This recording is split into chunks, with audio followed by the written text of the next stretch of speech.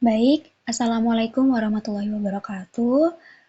Perkenalkan, nama saya Jamila Tunisa dengan NIM 2002 0111110132, kelas HKIICP 2020. Saya membuat video singkat presentasi saya mengenai pembuktian hukum acara petun guna memenuhi tugas akhir hukum acara petun. Nah, pembuktian dalam hukum acara peradilan tata usaha negara itu diatur dalam Undang-Undang Nomor 5 Tahun 1986 tentang Peradilan Tata Usaha Negara, yakni pada pasal 100 sampai 107. Nah, selain itu, ketentuan tentang alat bukti pun itu terdapat di berbagai bagian lain seperti misalnya mengenai alat bukti surat, keterangan saksi dan ahli, juga ada pengaturannya di dalam pasal 85 sampai pasal 95. Nah, salah satu alat bukti yang diatur dalam hukum acara peradilan tata usaha negara itu adalah pengakuan para pihak atau bisa dibilang bikin tenis. Nah, hal ini itu cukup unik mengingat dalam diskursus hukum acara perdata itu penggunaan pengakuan para pihak itu sebagai alat bukti pun itu dapat memiliki kritik dari para ahli. Nah, salah satunya alasan adalah apa yang diakui para pihak dalam persidangan belum tentu mencerminkan kebenaran, tetapi lebih kepada pernyataan kehendak atau bisa disebut will clearing untuk menyelesaikan sengketa.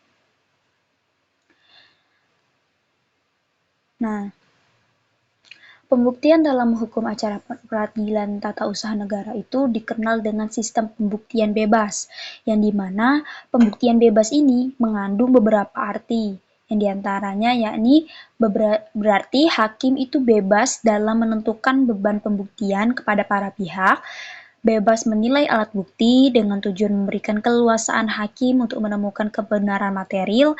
Akan tetapi dalam proses pembuktian ini, hakim itu tetap dibatasi oleh undang-undang, yakni mengenai jenis-jenis alat bukti yang dapat digunakan dalam mengadili sengketa tata usaha negara. Nah, kebebasan ini sebagaimana itu sudah diatur dalam pasal 107 Undang-Undang Peradilan Tata Usaha Negara.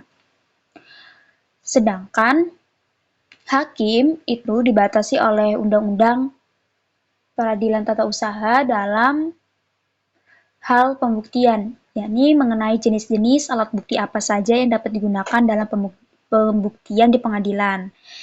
Sebagaimana hal ini pun tercantum pada pasal 100 ayat 1 Undang-Undang Peradilan Tata Usaha Negara.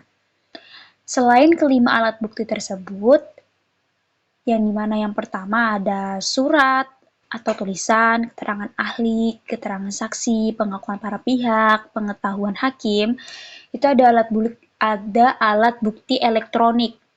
Sebagaimana hal ini tercantum pada pasal 5 Undang-Undang Nomor 11 Tahun 2008 tentang Informasi dan Transaksi Elektronik atau biasa kita dengar UU ITE, yang kemudian diafirmasi oleh SEMA Nomor 4 Tahun 2016 yang menyatakan bahwasanya yang dimaksudkan menggunakan sistem elektronik itu sesuai dengan ketentuan UU ITE adalah sistem elektronik yang tidak melanggar hukum, seperti hasil pembajakan atau dengan sistem elektronik ilegal lainnya yang andal, aman, dan beroperasi sesuai fungsinya.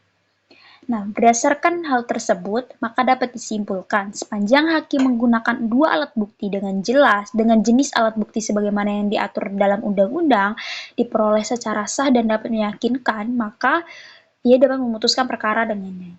Arti lain dari pembuktian bebas ini juga bahwa alat bukti yang sekiranya menurut hakim tidak relevan, maka hakim itu dapat mempertimbangkan untuk tidak digunakan dalam memutuskan sengketa tata usaha negara yang sedang diadilinya.